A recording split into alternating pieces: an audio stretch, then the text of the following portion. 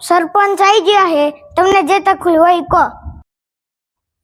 સરપંચ light નું કંઈક કરો, લાઇટ આવતી નહીં અને સ્ટ્રીટ લાઇટો છોકરા રાતે રમતા હોય છે, તમે લાઇટ નું કંઈક કરી દો હવે. એ તો હું કરી આપીશ.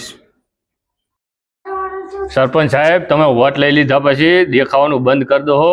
અમારા રોડ રસ્તા ખરાબ થઈ ગયા છે, ગટરો ઉભરાય છે, એનું કંઈક કરી આપો અમને હવે. અરે તમારું કામ બી હું કરી આપીશ.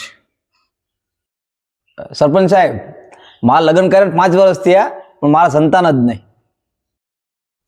એ હું કરી આપીશ.